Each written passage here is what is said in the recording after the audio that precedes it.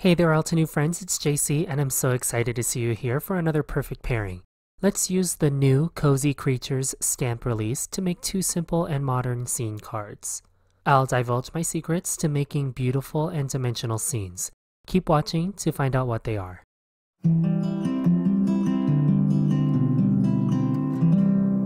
With my two card projects featuring the October 2020 Cozy Creatures stamp release, I'll show you these gender-neutral cards, perfect for any occasion. First up is this night aurora scene. Making these aurora backgrounds for this card is super addictive and easy with a new tool that is part of this release. The main stamp product in the perfect pairing is the Warm Heart stamp set featuring this cozy penguin pair. I'll pair this stamp set with other Altenew products for a glowing night scene. To start, I'll take this A2 panel of black cardstock and the Frayed leaf mixed media ink. I'll use the small ink blending tool, also featured in the Cozy Creatures release, to make my background.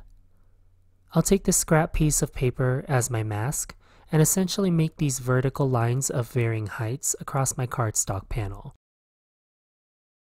The great thing about the mixed media ink is that it shows up against a dark colored background like the black cardstock. I'll also use Forest Glades to layer on top of Frayed leaf just for a little bit more intensity. Every night scene needs some stars. I'm using pure white ink spray and a water brush to add splatters over the mixed media ink for some starry night sky vibes. As always with my perfect pairing series, I'll feature a slightly older product on the Altenew online shop. This one is Mountain Die Set, and I'll take the mountain die with 3 peaks and die cut 2 small panels that are 4 1/4 by 2 3/4 inches tall.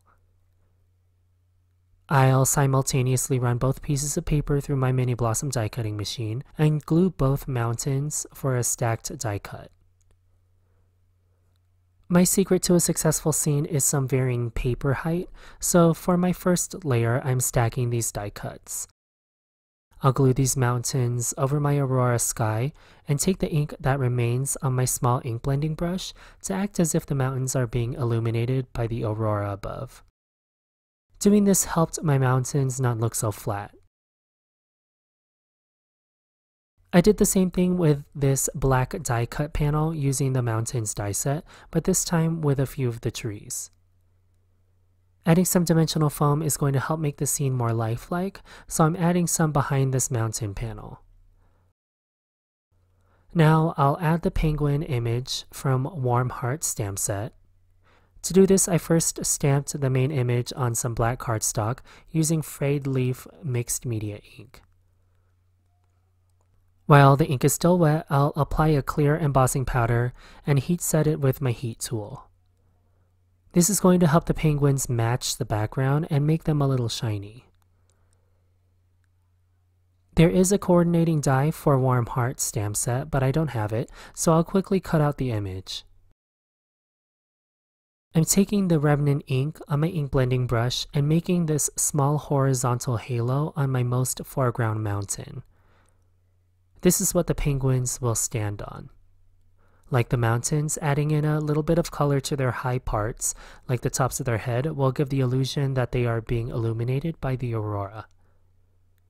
I'm taking this old paintbrush to gently ink blend on the tops of the adult and chick. To finish this card, I'll foam mount the penguins on the horizontal horizon that I ink blended. Then I'll clear heat emboss this Best Wishes sentiment from Sentiment Strips 2 stamp set and foam mount it on top of the penguins. That finishes this first aurora night scene. Don't forget to add foam adhesives to make your scene dimensional. Also in the Cozy Creatures release is the Chipmunk and Squirrel stamp and die bundle. This 4x6 stamp set is full of outline images, many of which have coordinating dies, and they're so easy to color with your favorite medium.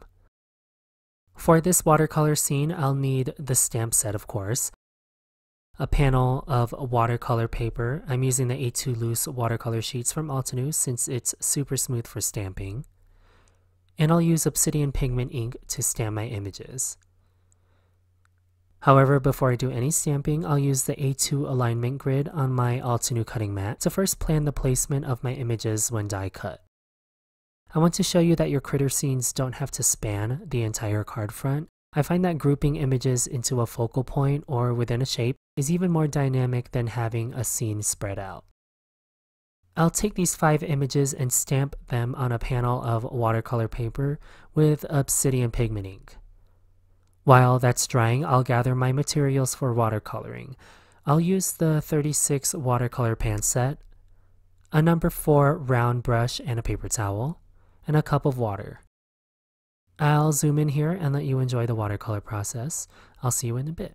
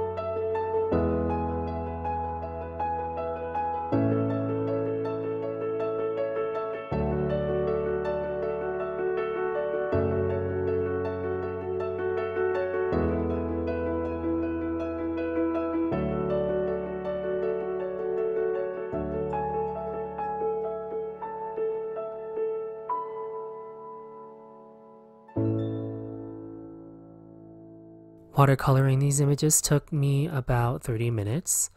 Once that has dried back, I'll use the coordinating dies to cut out all 5 images. I love that this stamp set has the dies to the background elements like the rocks and small flowers. It really helps build your scene. With the remaining watercolor paper, I'll stamp the largest leaf branch from Leaf Cluster stamp set. I'll make sure that the leaves fit within this large circle from Halftone Circles Nesting Die Set. I'll ink up this image using evergreen dye ink and stamp it onto my panel of watercolor paper. But before cleaning off the stamp, I'll use the ink that remains and a spray bottle of water to help lift the ink from the stamp. This will help give me more coverage, but also diffuse the outline of the leaves a little bit. If you look at macro photography, especially in nature scenes, images in the background lose definition, so this is what I'm artificially doing, is putting the leaves out of focus. Before cutting out the leafy background, I'll add green splatters with Mountain Mist watercolor brush marker refill and a fine tip water brush, just to fill in the space a little bit more. To assemble this card, I'll start with a panel of Woodgrain white cardstock on my note card base. Then I'll glue down my now dry leafy window to the bottom left corner of my card front. I'll make sure to cut off this excess that hangs off the card. Then I'll glue down the rocks and stump. I had everything temporarily stuck to a panel of Glad Press and Seal. I'm making sure that the horizon on the rocks is along the same plane. If you have a T-square ruler, it'll help make sure your horizon is perpendicular. Then I'll cut down the dimensional foam and add it behind the squirrel and small flower to help raise them up. I'll also cut off the overhang from the rocks on the left side of the scene. Then I'll adhere a sentiment strip from Leaf Cluster's stamp set. I stamped it in deep violet, the same color that I colored the glaze on the donut the squirrel is holding. I did not cut the overhang on this piece, and that finishes this card. My main point on this card was to have you group scene objects together instead of spreading them out, and group them in shapes if possible. Notice how they all fit within a circle. Those are my secrets to successful scenes. Make sure you tune in to the Altenew channel every second and fourth Sunday of the month for my Perfect Pairing series. Don't forget to subscribe to the Altenew channel for more paper crafting content and tutorials. Thank you so much for watching, and I'll see you in the next one. Hello crafters, I hope you enjoyed that video. If you want to see more, don't forget to subscribe to our YouTube channel and hit the notification bell so you don't miss anything. Thanks for watching.